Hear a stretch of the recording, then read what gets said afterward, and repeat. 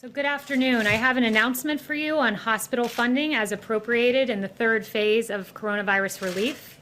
The Trump administration will distribute a total of $12 billion in provider relief fund payments to 395 hospitals across the country that have been hardest hit by the COVID-19 pandemic.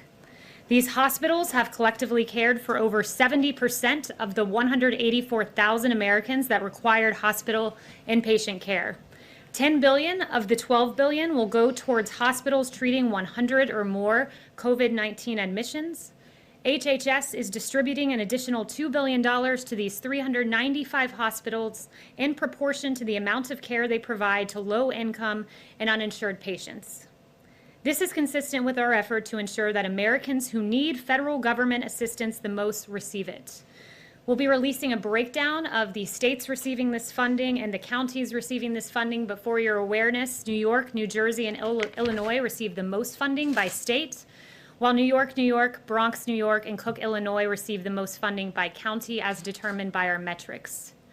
Our healthcare providers, as President Trump has repeatedly acknowledged, are our heroes as we work to defeat the invisible enemy. This relief funding will help these heroes defeat this virus. In reacting to CARES relief, I love what this one provider said. He said, thank you and God for this relief. I have tears in my eyes out of gratitude for these funds. Thank you so, so, so much. Additionally, 100 flights as part of Project Airbridge have been completed to date. These flights have expedited nearly 1 billion pieces of PPE for our healthcare heroes. The third phase of coronavirus relief also included $320 billion in additional funding for the Paycheck Protection Program, which, as you all know, provides forgivable loans to small businesses in order to keep their employees on payroll. This program has been extraordinarily successful. During the first round of PPP loans, 1.6 million loans were issued to small businesses. Of those 1.6 million loans, 1 million of them were given to companies with 10 or fewer employees. So it has gone to small businesses and businesses that need it most.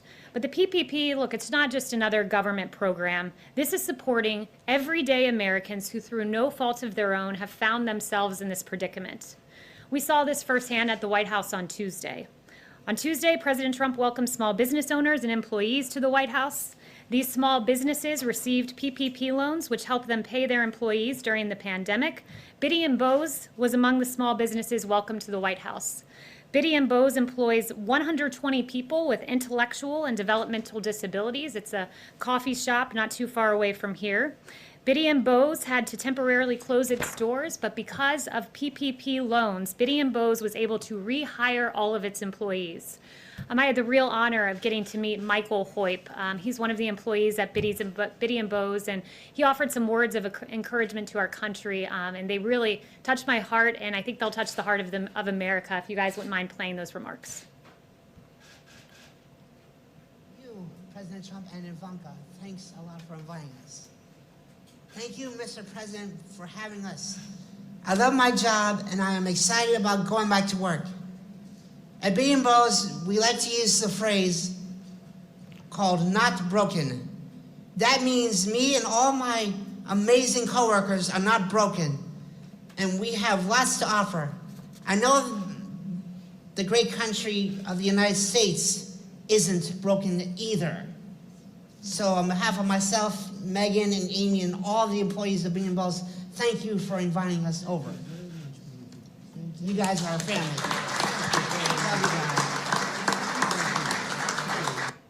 Michael's an incredible young man. I gave him a call yesterday and asked him what he was up to, and he said he and his fellow employees were literally handwriting notes to put in with their coffee packages that they send out to consumers. I received one of these notes from another company, and it really does put a smile on your face, and Michael's doing that each and every day. And Biddy & Bose, they represent the hope and opportunity that is on the horizon for America's workers, as their business embodies the American spirit. Workers like Michael show that this country is not broken and that we will recover together. Michael, thank you. You're an American hero. Thank you for sharing that message of hope. And with that, I'll take questions.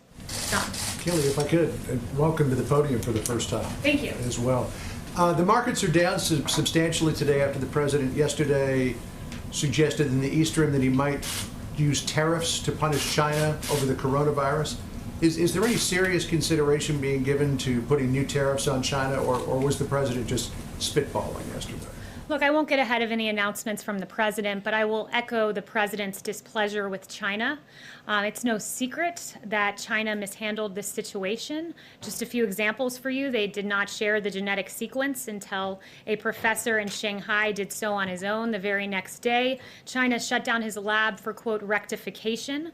They slow-walked information on human-to-human transmission alongside the World Health Organization and didn't let U.S. investigators in at a very important time. So we take displeasure with China's actions, but I certainly won't get ahead of the president with those announcements. Is the president seriously considering forcing China to pay some sort of compensation, reparations, whatever word you want to put on it? Again, when it comes to retaliatory measures, I will not get ahead of the president on that. Thank you, Kayleigh, and welcome to the podium as well. The president said yesterday that he has a high degree of confidence that the coronavirus originated in a lab in Wuhan, China, and yet his own intelligence agencies say they're still investigating. So does the president have information, and has he drawn a conclusion that the intelligence community has not yet? Look, the president's statement is consistent with the other intelligence assessments. While we continue to have very limited and dubious data from China, current assessments indicated that President Trump's statement is consistent with what some analysts believe is the epicenter of where the virus began. And I would note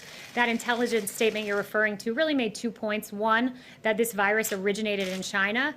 Two, that it began through contact with infected animals or was the result of an accident at a laboratory in Wuhan. So I consider that consistent with what the president said, that he's seen intelligence suggesting it could be in the Wuhan laboratory. Yes. Seem to lean into the idea that this started in a laboratory, whereas the statement that we saw from the DNI said we're still investigating those two options that you just laid out. Is the president in any way creating mixed messaging by not saying we're still investigating? No, let me remind everyone, intelligence is just an estimate essentially, and it's up to policymakers to decide what to do with that intelligence. In this case, the policymaker is the president of the United States, and he'll make that decision at the right time. Is the president any close to deciding what to do about China? Has he received any recommendations on the consequences? Is he anywhere near a decision? Look, again, I won't get ahead of the president's decision or the timing of that decision, but he takes this very seriously because the decisions of China that I referenced, slow walking some of that information, put American lives at risk. And rest assured, this president has one priority, and that is the safety and the well-being of American lives. Thanks so much, Kayleigh. Welcome. Since it's been more than 100 days since the press secretary stood up there, wanted to get a better sense of what your plan is. Are you planning to do these on a daily basis at this point? And also, will you pledge never to lie to us from that podium? I will never lie to you. You have my word on that. As to the timing of the briefings, we do plan to do them. I will announce timing of that forthcoming, but we do plan to continue these. John? Welcome to the podium. A question for you on Project Warp Speed. Can you give us some more details? The president said ultimately he's in charge of this project, but will there be a day-to-day point person on this? What's the budget for this project, and when can the American people realistically expect that there will be a vaccine available to everybody? Well, there is a day-to-day point person, and that's the President of the United States, President Trump. And with regard to vaccines, I would note the words of Dr. Fauci, which are these: going into a phase 1 trial within 3 months of getting the sequence is unquestionable. The world indoor record. Nothing has ever gone this fast. So what the president is doing, and under the president's leadership, we're in phase 1 faster than ever before, according to Dr. Fauci, and that should encourage the American people. In the budget, and then there's really no other point person. I mean, I know the president ultimately, I guess the buck stops with the president, but he hasn't put somebody on the staff. I'm not going to get into any details as to exactly how that works, but just rest assured we're on an accelerated pace to a vaccine, at least for this phase 1 portion of clinical trial. The budget Yes. question? Thanks. The Fed yesterday took an action that appeared designed to allow oil companies to access their lending facilities. So I'm wondering if the president has spoken to Chairman Powell about this, if he's happy about the move, and if the White House is considering any additional assistance to the oil companies. So I won't get into the president's personal discussions, but I would just note that the president is always looking out for the nearly 11 million American workers in the oil industry. I would also note that we're filling the Strategic Petroleum Reserve right now, and we'll buy 75 million barrels. So that's the only announcements I have on the oil front today. Yes, Talu. Thank you, Kayleigh. The president tweeted this morning about the protests in Michigan. He essentially said that the governor of Michigan should work with the protesters. He called them very good people and said that they are very angry. Some of those protests, I'm sure you saw, included heavily armed protesters, members of militia groups. I wonder if the president was speaking about those specific members who stormed the Capitol in Michigan when he talked about very good people. Look, the president was referencing generally that in this country you have a First Amendment right to protest. I think that's something we all treasure here, and we should, rightfully. You have a right to do that constitutionally, but you must protest within the bounds of the law. He encourages everyone to protest lawfully, and also to engage in our social distancing guidelines, which we think all Americans should engage in. Do you have any response to just the imagery of people with long guns essentially storming the Capitol, going into face-offs with police officers and intimidating in some ways some of the lawmakers? Again, the president says that we must protest lawfully and act within the bounds of the law. Yes. Thank you for being here. When the president says we did a spectacular job, or when Jared Kushner talks about a great success story, some Americans see it as a lack of empathy. Do you understand their reaction?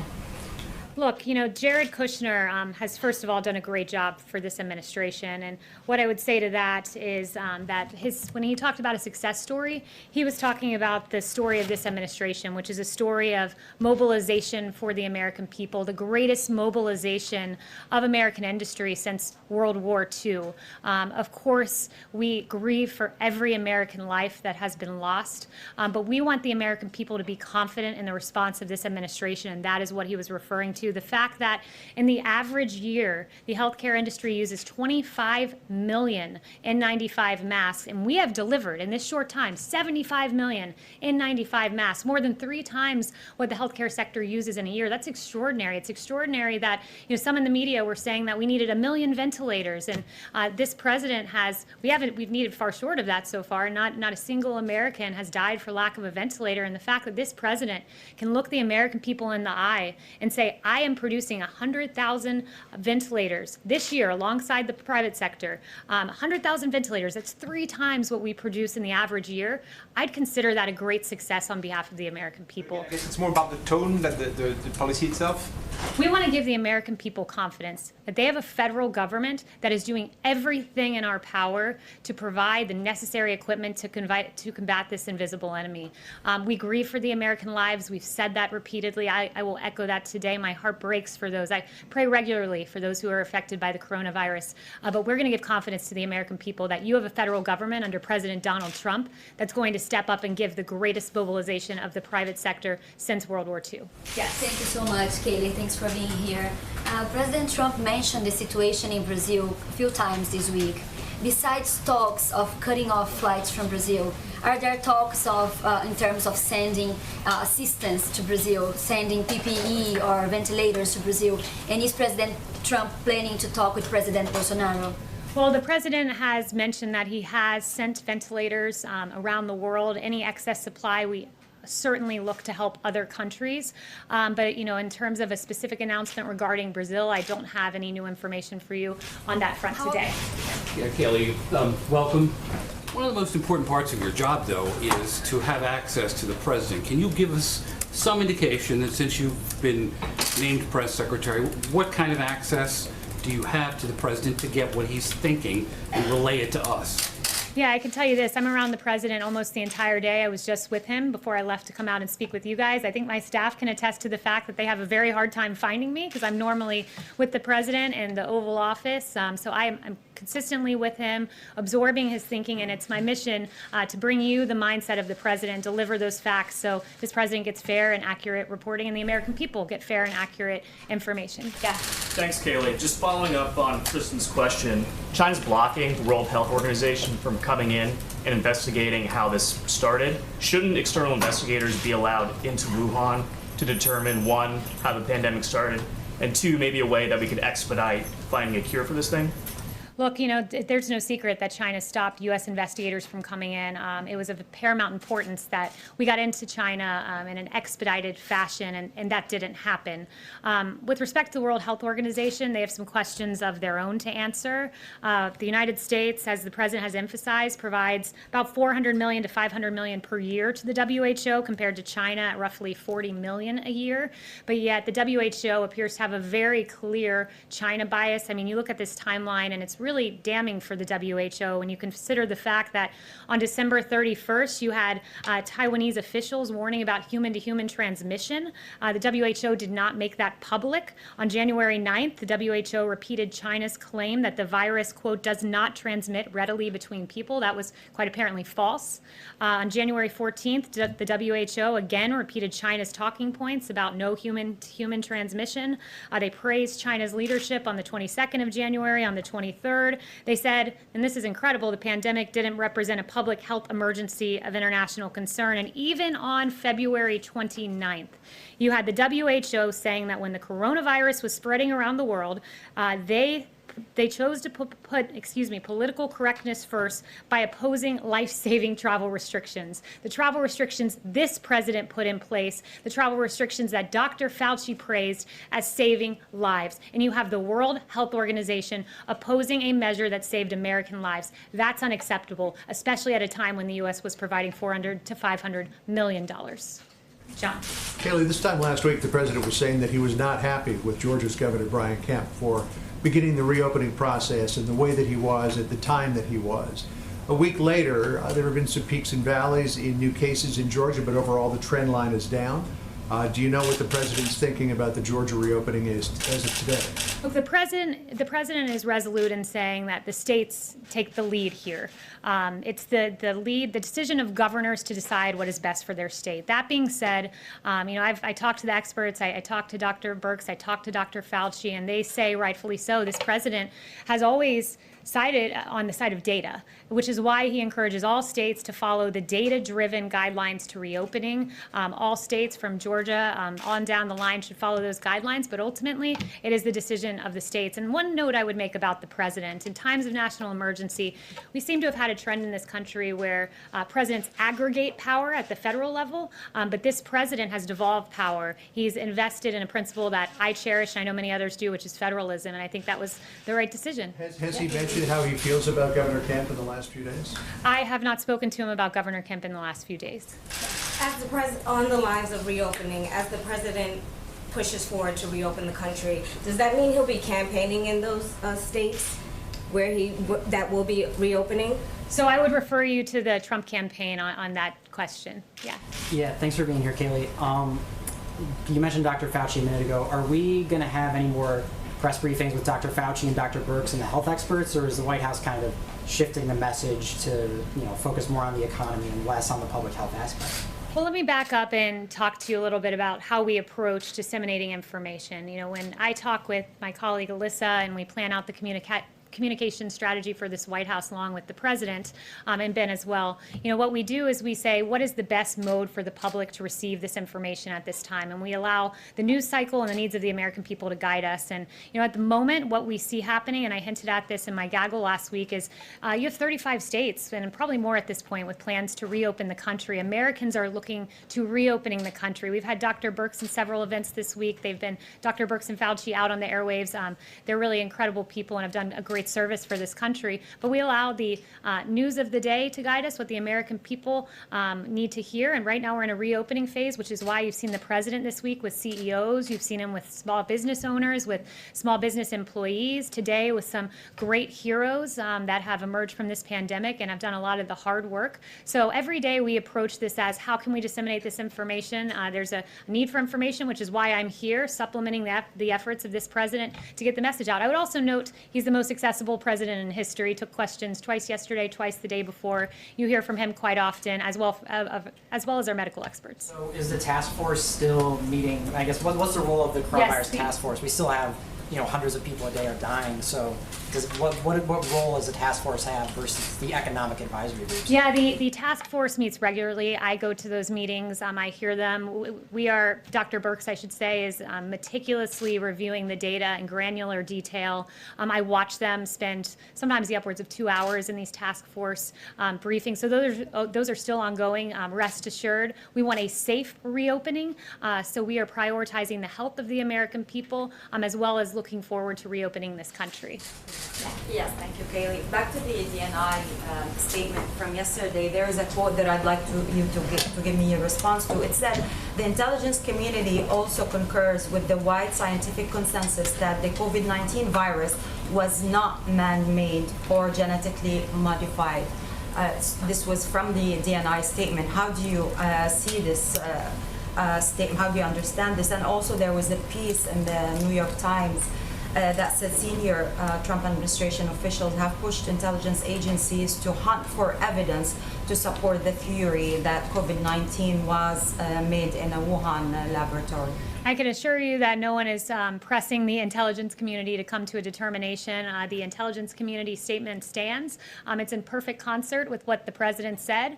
So, I encourage the media to convey the facts to the American people, which is that we're in line as an administration and we stand by the intelligence community, and that is in complete concert with what the president said yesterday. See, who haven't I gotten to? Oh, I've gotten to almost everyone. Okay, so we're in round 2. That's great.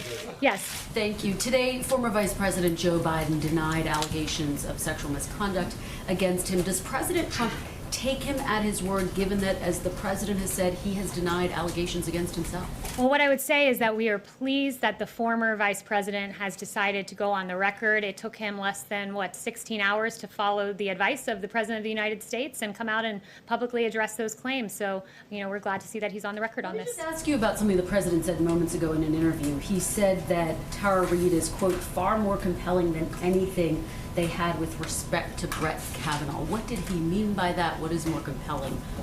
That's the president's assessment, so I would point you back to his words. I think it was a grave miscarriage of justice, what happened with Justice Brett Kavanaugh. There's no need for me to bring up some of the salacious, awful, and verifiably false allegations that were made against Justice Kavanaugh. That was an embarrassment for the Democrat Party to have dragged the name of a very respectable man through the mud like that.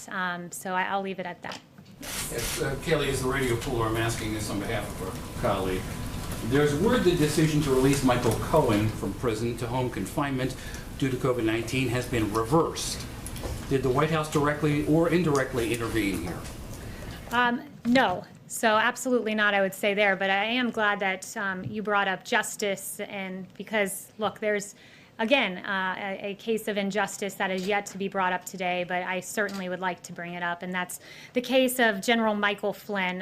What we've all learned from that should scare every American citizen. The fact that you had Jim Comey admitting in December of last year that he violated a protocol by directing agents to confront Flynn, something that he would not, quote, have gotten away with under previous administrations. The FBI told Flynn he didn't need a lawyer when they came to meet with him. McCabe told FBI agents that he didn't think Flynn was lying, and then all of that information we've learned over the last few months and years culminates in the fact that we have a handwritten FBI note that says, quote, we need to get Flynn to lie, quote, and get him fired. There was an unfair target on the back of General Michael Flynn. It should concern every American anytime there's a partisan pursuit of an individual, and that's certainly, at least those questions are raised with regard to General Michael Flynn, an honorable man who served his country. John. Yeah, Kayleigh, on that, when the president fired Michael Flynn, he said he was doing so because he had lied to the vice president and he had lied to the FBI. So, given all that you've just said, isn't it still true? Doesn't the president still believe that Michael Flynn lied to Vice President Pence and lied to the FBI? Well, first, let me address that. Vice President Pence is on the record about this. He said he's inclined to believe that Flynn did not intentionally mislead him. And I guess I would turn the question on you and just ask, does it trouble you that the FBI said, we got to get Flynn to lie? Doesn't that trouble you as a journalist? And not only that, as an American citizen? Well, it's certainly something worth reporting. It's not my job to say Absolutely. whether or not it's troubling, but the bottom line is the president said point blank that Flynn lied to the FBI and to the vice president. And I'm just asking a very direct question. Does he still believe that Michael Flynn lied to the FBI and lied to the vice president? And again, I'd point you to the vice president's statement that he's inclined to believe that Flynn did not intentionally mislead him. And I'm asking back that all of you in your coverage endeavor to report what is a very scary story when the FBI is saying, let us get someone to lie. I've seen very scant coverage of that. It's a story worth reporting and a story that I hope the American people, if you haven't heard it yet, are getting to hear for the very first time. Chanel? I think he lied still. Thank you, Secretary McEnany. Going back to the South China Sea, we had an issue come up this morning where you had the USS Barry crossing international maritime waters, and then this is in the South China Sea, and Chinese officials are saying that this will be a dead-end endeavor. Has the president spoken with any side on the Chinese as far as what the United States is going to continue doing? Is the U.S. Navy going to just ignore these threats and keep going through these international waters? What are your responses to China's increasing aggression in the South China Sea again? Yeah, I have no news to report as to the president's conversations, and for the specifics of that, I would redirect you to the NSC. Yes. Thanks. In the same podcast interview, the president said that Democrats would, quote, have to give us a lot for aid to states. I'm wondering if you have any idea of what specifically the White House or the president is asking for, and secondly, what you'd say to somebody like Governor Cuomo, who says, the president's already told me, a few weeks ago that he would support this type of assistance, and why are we bailing out, airlines or defense contractors, but not the states that pay teachers or first responders? Well, first, you brought up Governor Cuomo, so I just thought it's a good time to remind everyone that Governor Cuomo has praised the president's response in this COVID-19 crisis, saying that what the president has achieved is a phenomenal accomplishment, and we thank Governor Cuomo for those very kind words. But on that note, with regard to funding to states, Phase 4 is something that we want to start negotiating on immediately and get to work on. The president has said, look, I will certainly look to consider helping states who have coronavirus reasons for the financial situation they find themselves in, but he doesn't want this to be an excuse for decades and decades of bad Democrat governance that have run some of these states into a financial predicament. So he has mentioned that in terms of the types of things he wants to see in this Phase 4. I don't want to get ahead of the negotiations, but I do want to emphasize that he has mentioned sanctuary cities. This is a really important issue that has cost American lives. Last year, our brave ICE officers arrested more than 120,000 criminal aliens charged with nearly 10,000 burglaries, 5,000 sexual assaults, 45,000 violent assaults, 2,000 murders, and in the last year, egregiously, 5,000 human trafficking episodes. So American lives matter, our brave ICE men and women matter, and it's something that he's mentioned he'd like to see in a Phase 4. I mean, you raised that, and the president's been kind of vague about this. Are you explicitly conditioning state aid on states or cities not saying that they would have sanctuary city policies? No, I'm not. No, not conditioning anything, but saying that is a negotiation item that the president will certainly bring up. Thanks very much. So the president has in the past denied any of the allegations from the many women who have accused him of sexual misconduct. But per that podcast today, he seemed to suggest the allegations that Tara Reade has raised are more, what do you say, credible than the ones against Brett Kavanaugh. What about the allegations that were raised against him, however? Why should the public, or what makes them any less credible than the allegations from Tara Reade? The president has swiftly denied all of these allegations that were raised 4 years ago. He has always told the truth on these issues. He's denied them immediately, and you're bringing up issues, like I said, from 4 years ago that were asked and answered, and the American people had their say in the matter when they elected President Trump as president of the United States. But, the media, leave it to the media to really take an issue about the former vice president and turn it on the president and bring up accusations from 4 years ago that were asked and answered in the form of the vote of the American people. Just come back, Kayleigh, to John's question, because Kellyanne Conway spoke to this the other day and suggested that two things could be true at the same time. We now have the Vice President saying it's his belief that General Flynn may have unintentionally misled him. That's now 3 years after the fact. But the two things that could have been true at the same time were that Flynn lied to the Vice President and also lied to the FBI. If you remove the FBI piece of that, would the President still have fired Michael Flynn for his belief that he lied at that point to the Vice President? I mean, I'm not going to engage in a hypothetical, and that's essentially what that would be. But what I would say is echo yet again that this was a grave miscarriage of justice. I am very glad that the FBI thought to keep a paper trail, because what many have said for a very long time, pointing to the first few facts I shared with you, culminating in that handwritten note, I'm glad they kept such good documentation of their intent to slow walk General Flynn into a trap and to essentially create, as I mentioned, a grave miscarriage of justice. So FBI, at least we can thank you for the great note-taking. Let me follow up on that, though. John does bring up the point that General Flynn pleaded guilty to lying to the FBI. I'm not going to get involved in what was a matter Miscarriage of justice, though, It's, in a sense. do you not consider it a miscarriage of justice when you have the FBI writing, "We want to get someone to lie"? Is that a miscarriage of justice?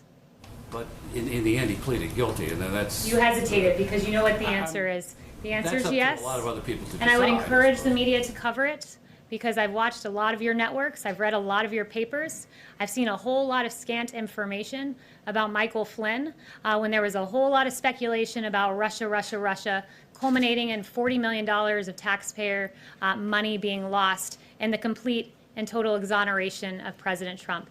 Thank you guys so much. I'm gonna cut this short now and go see my little 5-month-old here in a few hours. And let me just say this, the President at 5 p.m. leaves today for Camp David. It's going to be working weekend. He'll be talking with heads of states, with elected officials. We have a great event coming up this afternoon. And of course, everyone should watch the Fox News Town Hall with the President from 7 to 9 p.m. It'll be can't miss television, much like the highly rated President Trump coronavirus task force briefings have been. Thank you. Thank you.